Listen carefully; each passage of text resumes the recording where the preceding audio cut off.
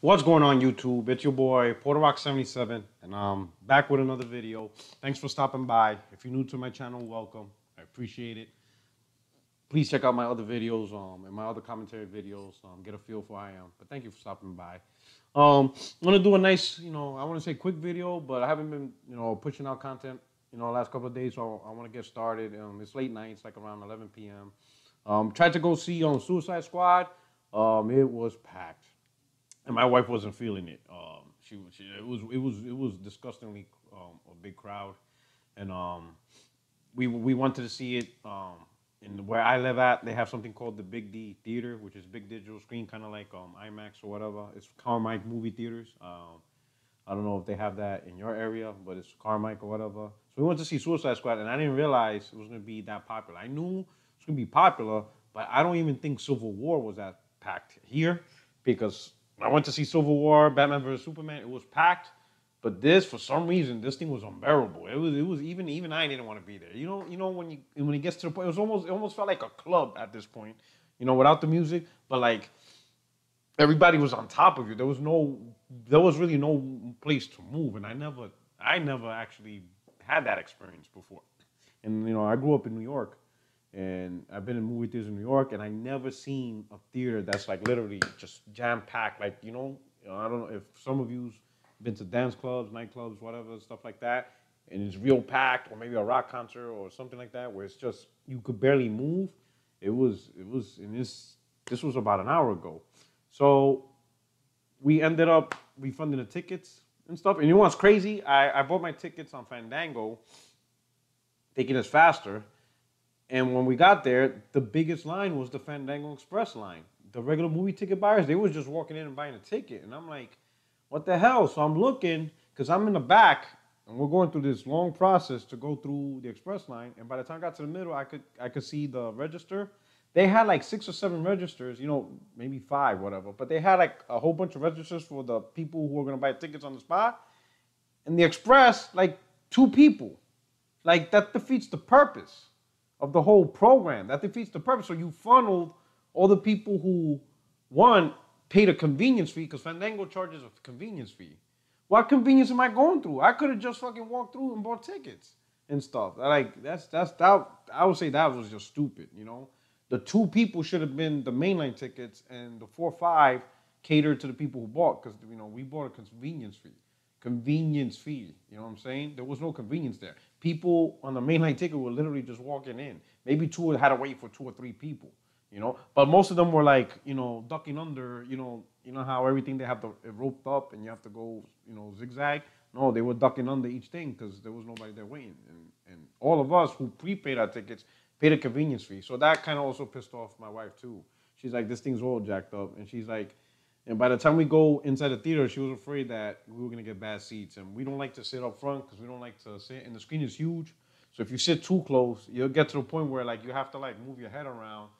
You can't see the whole picture like you would like if you're in the back. You have a clear peripheral view.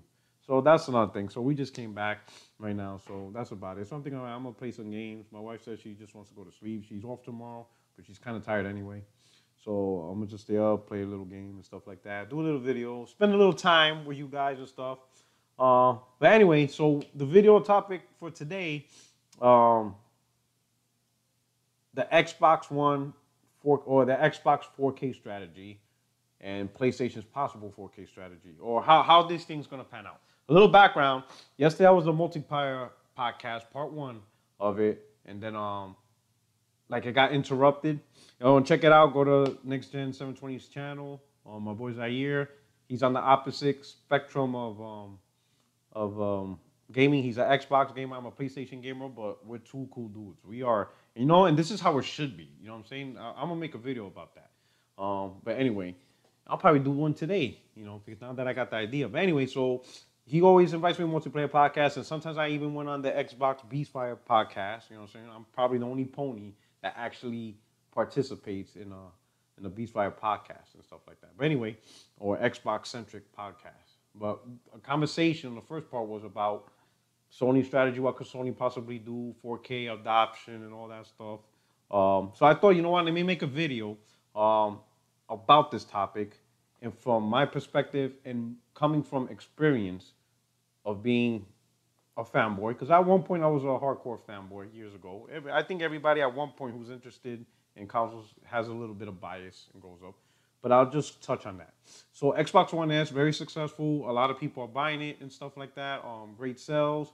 A lot of excitement among the Xbox community, and that's good for you guys. You know, the one thing I want to say, I would like to see a video of somebody comparing the Xbox One S and the Xbox One because it's something about something that's designed nice. You know, a lot of people are surprised. I know Zaire, he made a comment that when he opened up the Xbox One S, he's like, "That's it," because he's expecting a whole bunch of shit, and that's what he's used to from an Xbox console, the power brick and all that. And when he saw this slim, he's like, "Man, that's it. This is like, you know." And when you actually, that's a nice design. When you have something slim and small and not a lot of shit to it, it just goes towards the craftsmanship and just like maybe professionalism's not the right word, but maybe just like, you know, something that makes common sense or something is just a good quality design, you know, something maybe premium is a bad word too.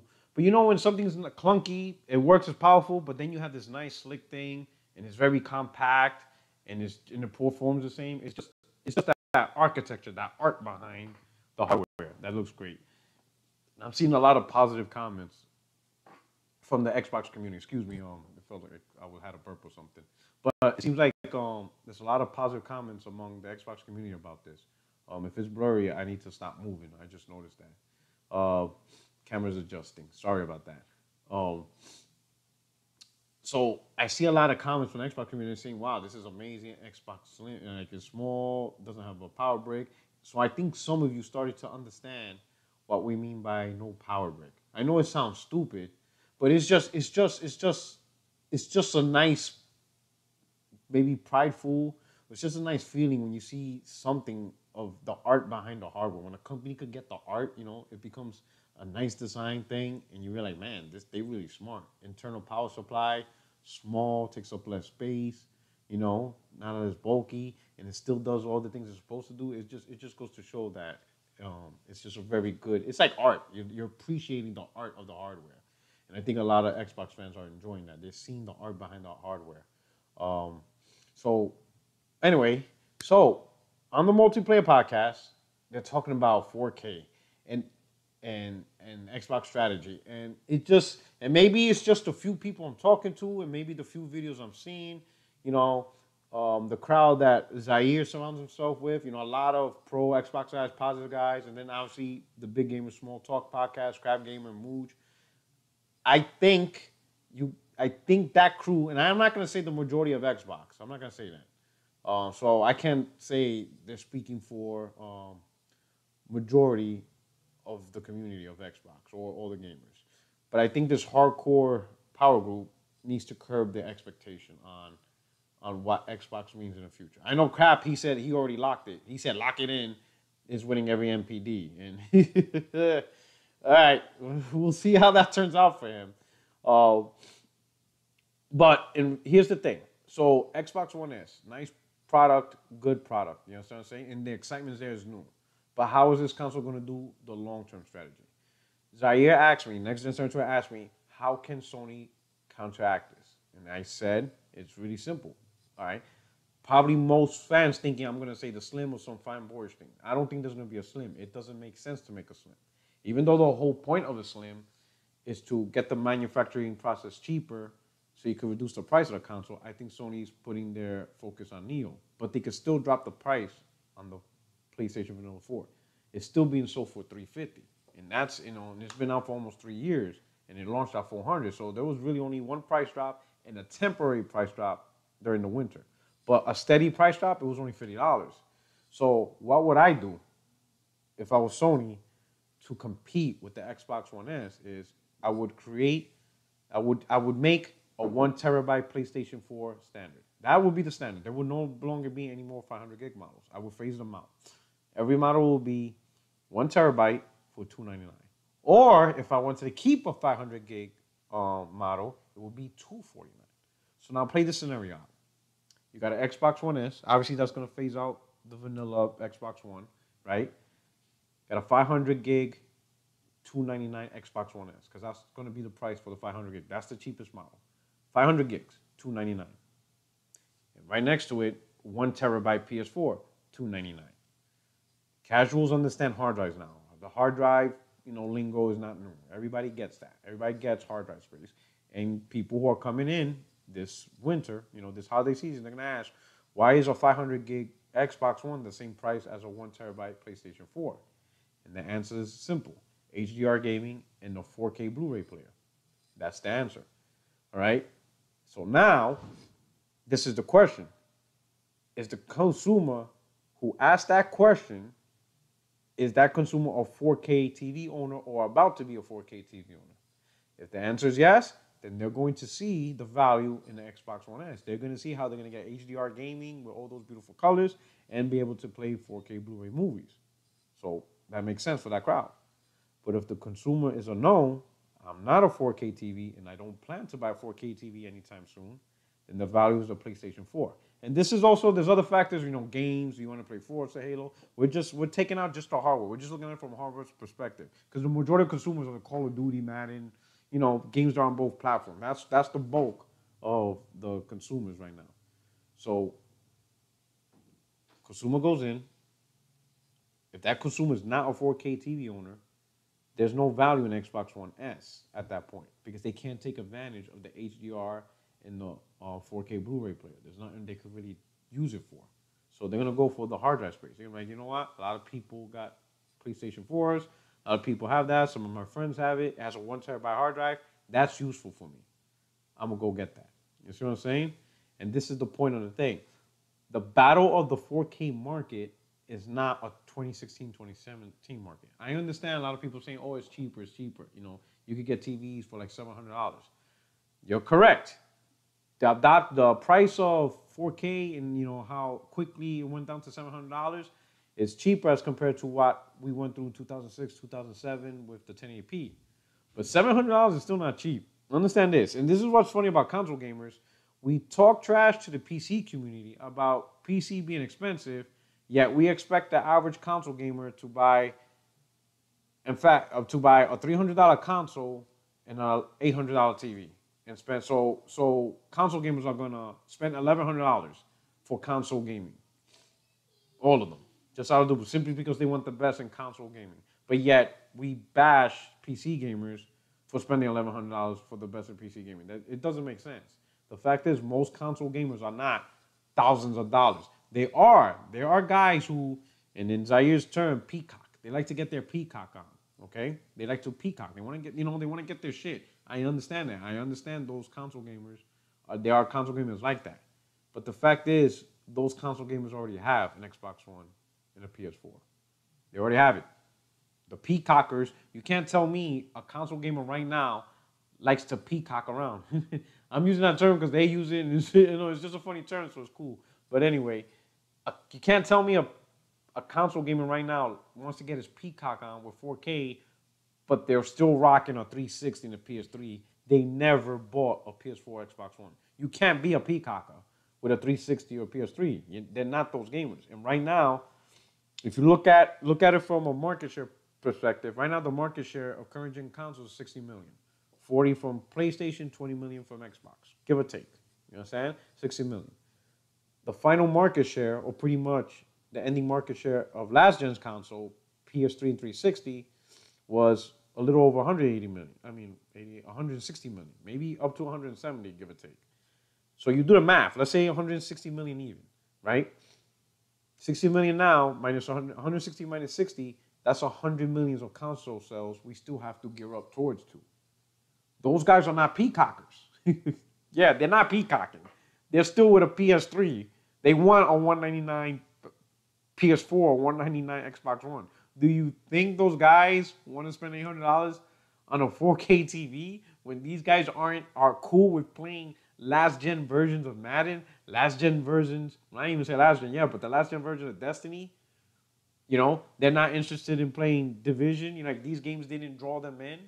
You know what I'm saying? The fact is, there's only one thing that's going to draw them in. Cheap price. That's it. If you didn't jump into the PS4 now, it's because of price. Or Xbox One, it's because of price. That's it. Because there's a lot of games, and there's games that are only available on the current gen consoles, and they look great, and that's great. Look at you. You know, you also have Division. That's not available on 360 and PS3, and you have a lot of games now. Hell, the next uh, pack, the next DLC, Rise of Iron from Destiny, that's not going on PS3 or 360. You know, they had the GIMP version of Call of Duty last gen. You know what I'm saying? The remainder of console gamers are budget gamers. They're not peacocking. They're not worrying about peacocking. You know, so this battle for 4K is not a battle. It's not a 2016, 2017 battle. It's a 2020 battle. Now, I will say this: that 2020 battle, Microsoft had the advantage. This is where Microsoft had the advantage for 4K. Sony, in my opinion, PlayStation still has. I'll be honest. I still think that this generation is pretty much a wrap, in my opinion. I think so many people jumped on the PlayStation 4 train, and it created this hype. And you have so many people that have it, and you know people buy what their friends buy. That's like I would say that's the biggest, one of the biggest driving force. It's price and what your friends have. You know what I'm saying? If all your friends have a PS4 and it's the same price as Xbox One, you're gonna go for the PS4. You understand? Unless the Xbox One has something you really, really, really want, namely exclusives, chances are you're gonna default to the PS4 because that's what everybody else has. And that's really every generation. 360 did the same thing. Everybody had 360. You know what I'm saying? So unless you really, really want this something the PS3 had, you're gonna get a 360. All your people's are on it. That's just the nature of the business. All right.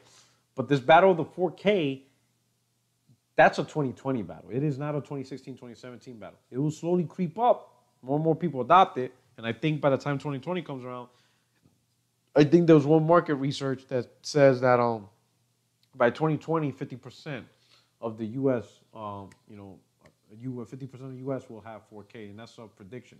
So it's a 2020 battle. Now, how do I think Microsoft got it in bag? You got Scorpio releasing in 2017. You got Neo, which is not as powerful as Scorpio, so it's probably not a true 4K machine. You know, it's gonna upscale it, half-ass it or whatever. All right.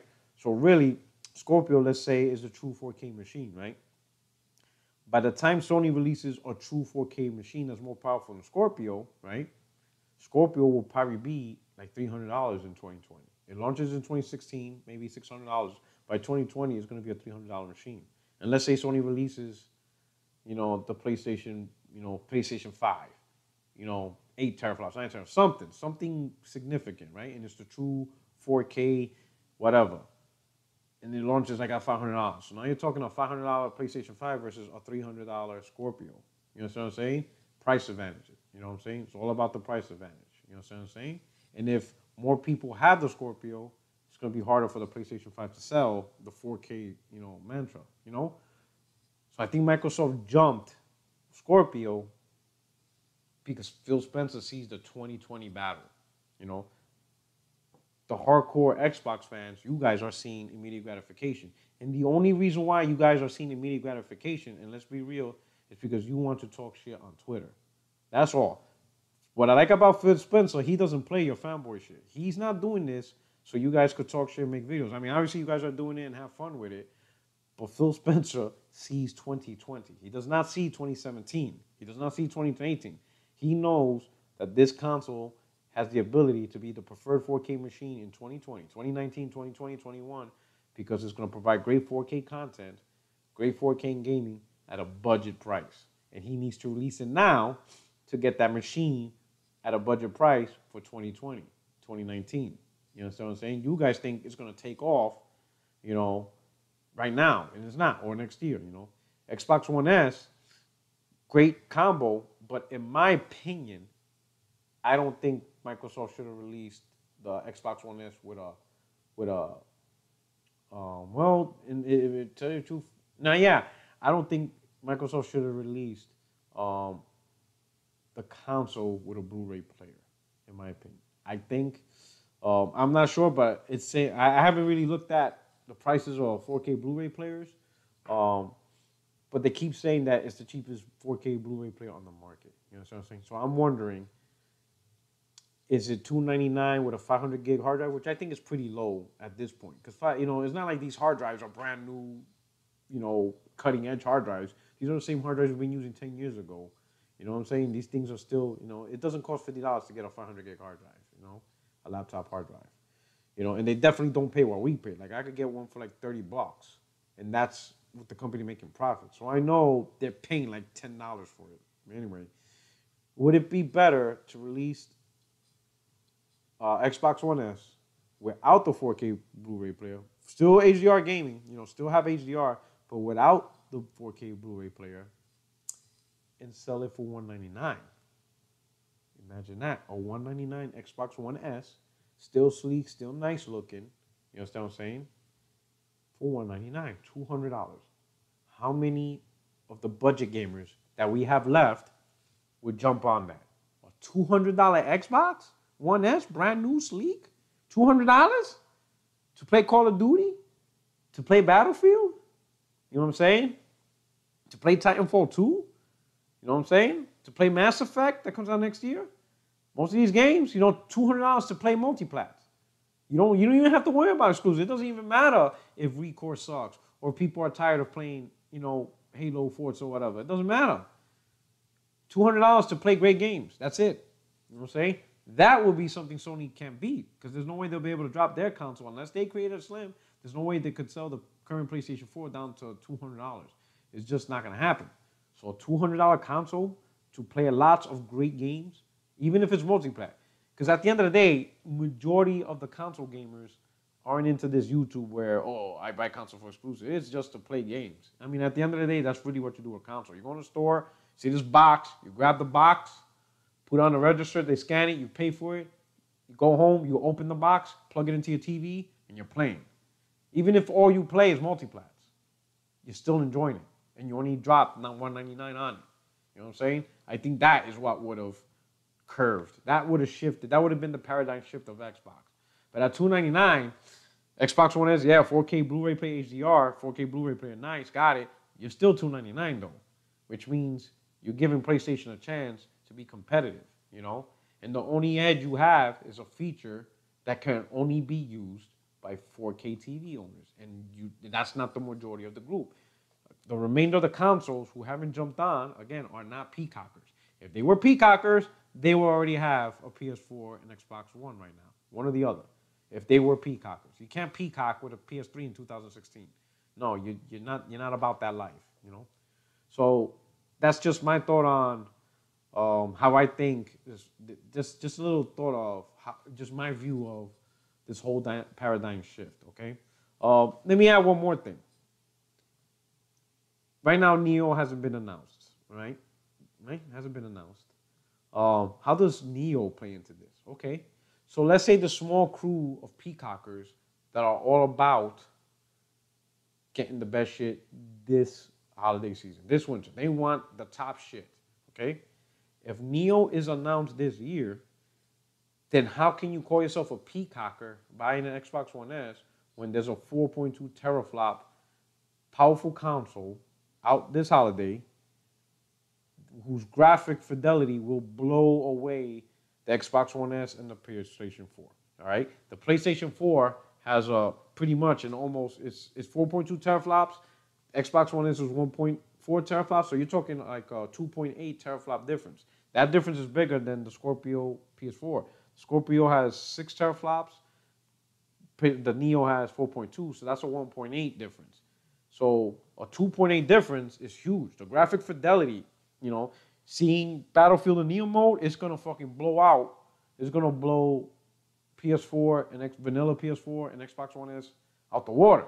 That graphic fidelity is going to fucking be crazy. So if you're a peacocker, you're getting the Neo. If you want to peacock this year, all right?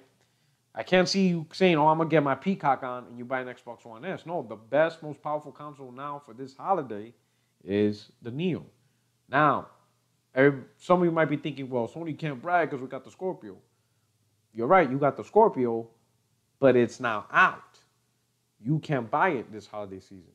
You left the market open alone for PlayStation. You understand what I'm saying? You won't get the Scorpio till November 2017. So from now, you know, let's say if Neo launches October, from October 2016, right, to October 2017, Neo owns the market as the most powerful console. You know what I'm saying? And sometimes coming out first and building the narrative helps make your console successful. You know, let's assume Neo comes out at $399. That's the price of the console, $400. Now, most powerful console. You see Digital Foundry, people see it in Best Buy on TV screens. The graphic fidelity is going to kill the vanilla models and the Xbox One S. It's just going to blow it out. It's not even going to be fair. So you got all these aggressive games. So if you want to try and get your Peacock on, people are getting the Neo, right? And they keep buying the Neo. And month after month, December, January, February, March, the graphics, fidelity is building this huge narrative and mantra and stuff like that. And then all of a sudden comes the holiday of 2017. Scorpio's out, beasting, E3, trailers, you know, just a magnificent display of power and beauty, you know, just crazy graphics. $500, let's say $500. God forbid it's $600. That's a whole different scenario. So let's assume $500. Sony drops the price of the PS4 Neo to $350. Think about it. All right. PlayStation 4 Neo could still outsell Scorpio because that's a $150 difference. That's huge. You understand what I'm saying? All right. Price is a factor. Being affordable and accessible. You know, think about that. A $350 Neo in 2017 versus a $500 Scorpio. $150. That's a huge mountain for some people. You know, some of you are ballers. Some of you, you're gonna get your Peacock on. You're driving your Lambos and shit like that. But the average Joe, $150. That's like 2 or 3 games. You know, that's like two brand new games. Or if you go to GameStop, you could get 3 or 4 used games. You know what I'm saying? A parent want to buy a powerful console for their son, you know, $350 Neo, $500 Xbox, oh, you know, might be different, you know.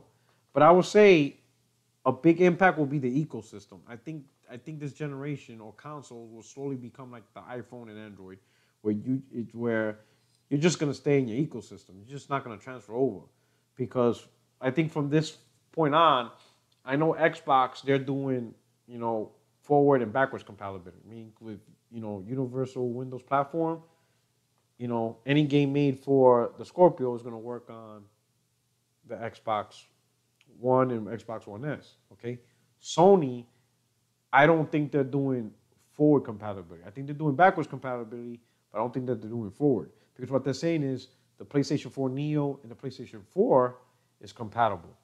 You know, both games will work. But there was like one interview saying that they're still going with the console strategy, meaning if they create a PlayStation 5, the PlayStation 5 can play the Neo and the PlayStation 4 games, but the Neo and the PlayStation 4 games cannot, you know, they cannot play PlayStation 5 games. So I think when Sony launches a PlayStation 5, they're going to go with the same strategy, saying, hey, this is new. You know, if you want to make PlayStation 4 games and Neo games, you can, and it'll work on a PlayStation 5. But if you make a PlayStation 5 game, it will not work on a Neo, so you're going to take advantage of the PlayStation 5. We'll see how those two strategies come back to back. I could see disadvantages and advantages in that. That'll be a separate video, all right? But anyway, interesting. We're going to see. I think the war of NPD is going to be bigger than ever. I know it died down over the last year because pretty much, you know, PlayStation has been dominating the charts. So after a while, I don't think the Xbox community wants to participate. But you know they've been paying attention. And now you see that, and now they're excited. And by now, hey, Crap Gamer, he locked it in. He said they're taking, starting August, they're taking every NPD. You know, and one of his first things he said, because of the 4K Blu-ray player. It has a 4K Blu-ray player. I don't think it's going to turn out that way. I think August, they probably take NPD because it's the launch and the fever. The true tell is going to be November. That's going to be the true battle. I'm waiting to see how November turns out. November, December, because that's where the big bulk of the competition comes. And I'm going to say, in my opinion, I think PlayStation, well, if Sony does the 1 terabyte, what I talked about, 1 terabyte for $300, probably a packing game or two, then yes, they'll be competitive. If they keep the PlayStation 4 at $350 throughout the holidays, then yes, Xbox is going to win. You know what I'm saying? Because there's a $299 Xbox One. Price is the biggest thing. So we have to see Sony's price strategy for me to make a prediction. And then I'll make a prediction. Before November, I'll make a prediction. Hopefully by September, Sony comes out with their strategy. And I'll make my, opinion. I'll provide my commentary and opinion, how I feel about that strategy, okay? But until then, thank you for stopping by. Thank you for watching my video. Please subscribe. Check out my Twitter, PorterRock77. Hit me up there. Send me a message. Hit me up in the comments section. Give me a like or dislike. Let me know what you think about the video. Hit me up on Twitter. To my fans who's watching, if there's a topic you want me to talk about, or you want me to comment on, just send me, hit me up on Twitter, send me a message, send me a DM, and let me know. Be like, hey, Porter Rock, can you talk about this? Let me get your opinion. What I like is I notice a lot of Xbox fans are following me on Twitter, so I see, a good mixture of PlayStation fans and Xbox fans, following me, hitting me up, talking to me and stuff like that. And I'm just trying to be real when I provide my opinion. I'm not trying to say it from a place. Now understand this. Every time I give my opinion, it will never come from a place where I'm trying to insult you or make you feel bad about what you enjoy. I have no reason for that. I have no reason to make you feel bad about your purchase or try to make fun of you about your purchase. You understand? Enjoy what you have. It's your money. You're not using my money. You understand what I'm saying? For those who make videos trying to bash me being a PlayStation gamer, I don't care. Because at the end of the day, when I log off for Twitter and YouTube, like now, I'm about to end this video, and I'm going to do my upload and upload it to YouTube. But I'm going to be gaming, and I'm just going to enjoy gaming. That's it. And that's how it's always been. And that's how it's always going to be. I'm just going to enjoy what I like. And you know what I'm saying? I'm glad you guys enjoy what you like. Enjoy what you like and stuff like that. But I just keep it real, and I don't try to insult or hurt feelings. I don't need to do that. I don't need to be malicious in that way, all right? So, yeah, be free to hit me up. Let me know. Stuff like that. Some of you are more in the know of news and better at getting news. So if you see news, hit me up.